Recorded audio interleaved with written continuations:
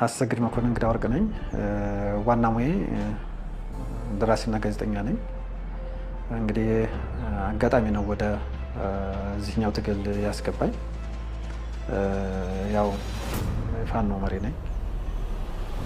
ሸዋዝ ጠዋት ወደ 2 ሰዓት አካባቢ ነው የተሰጠሁት።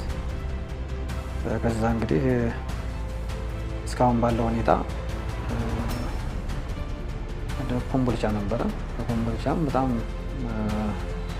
እኔ እንዳንድ ጓደኛ እንጂ በዚሁ ከዘለቀ ሀገራችን ተቀይራለች ለማለት እችላለሁ።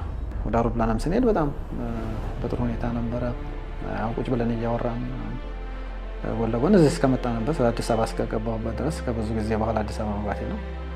እዚህም ከገባሁ በኋላ እንግዲህ ቆንጆ ክፍል ነው የተሰጠ።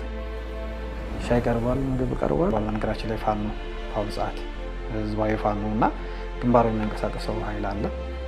ይህ ግንባሩ የሚያንቀሳቅሰው ኃይል በራሱ በቀጥታ እኔ ላይ ማለት ማጀቴ ላይ ወረራ አካሄደ። ወረራ ሲያካሄድ ያው እርስ በርስ ህዝብ መገዳደል ስለሌለበት በእኔ በኩል ያሉ ልጆች ተኩስ እንዳይተኩሱ አደረጉ። ከተማውን ለቀው መጣን። በፋኖ ስም የተቋቋመ ኃይል ፋኖን የሚወጋ ከሆነ ጥሩ ነገር የለም። ምክንያቱም የፋኖን ጭንብል አጥልቀዋል፣ ግን ማህበረሰቡ ላይ ጉዳት እያደረሱ ናቸው። እኔ ጥቂት አማራ ልጆች ላይ ወይም ደግሞ ለነፃነት በወጡ ልጆች ላይ ጥቂት አልተኩስም ብዬ ነው የተውኩት። እነሱ ግን ጥቂት ተኩሰዋል፣ ሰው ገለዋል፣ ንብረት ዘርፈዋል፣ ስቲል ብዙ ነገር አድርገዋል። ስለዚህ ዓላማውን ስተዋል ማለት ነው። በፋኖ ስም እየተደራጁ ግን ፋኖ ያልሆኑ አካላት አሉ።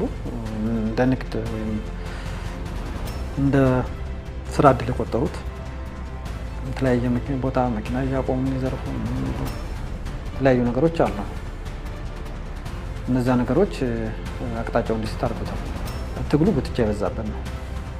ኢንተርስት የራሳቸውን ኢንተርስት ለማሟላት የአማራውን ደም ስቲል የኢትዮጵያን ማለት ይቻላል ኢትዮጵያ ላይ ያለውን ብጥብጥ እንደ ስትራቴጂ የሚጠቀሙ ብዙ አሉ።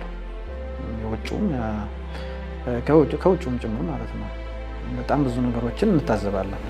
ማለት ለምሳሌ አሁን ለ60 ለ70 ዓመት ከዛም ያልተሳካላቸው ሰዎች ይህን ለአድቫንቴጅ እየተጠቀሙበት ነው ያሉት። ማለት በደም ላይ ንግድ ማለት ነው። ይህ መቆም አለበት። በቃ በነገራችን ላይ እንደ ገንዘብ እንደ ኤንጂኦም የተጠቀሙበት አካላት አሉ። ውጭ ሀገርም ቁጭ ብለው የሰበሰቡ እንደ ኤንጂኦም የተጠቀሙበት አካላት ይኖራሉ። ይሄ መቆም አለበት። ልዩነቶች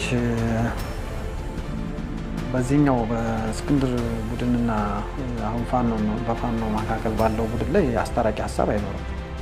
የተለያየ ኢንተረስት ነው፣ የተለያየ ፍላጎት ነው ያለው። ተጨራርሰን አናልቅ። መጨረሻ ላይ እኮ እንገናኛለን። ብዙ ኪሳራ ተከፍሎ አንድ ህዝቦች ነን። በጣም ፋንታ አስተሳስሮናል። የትም አንሄድም። መሪም ደግሞ ያስፈልገናል። ይሄ ያለ ነገር ነው። ሂደቶች ይቀይራሉ። የተለያየ መንገድ ይቀይራል። የማይቀይር ነገር የለም። ስለዚህ ነገሮችን በሰከነ መንገድ ማየት ያስፈልጋል። ከትልቅ መጥፎ ትንሽ መጥፎ ይሻላል። ወደ ባሰ መጥፎ እንዳንገባ ነገሮች መስተካከል አለባቸው ነው የምለው። የኔ ምክር ይሄ ነው።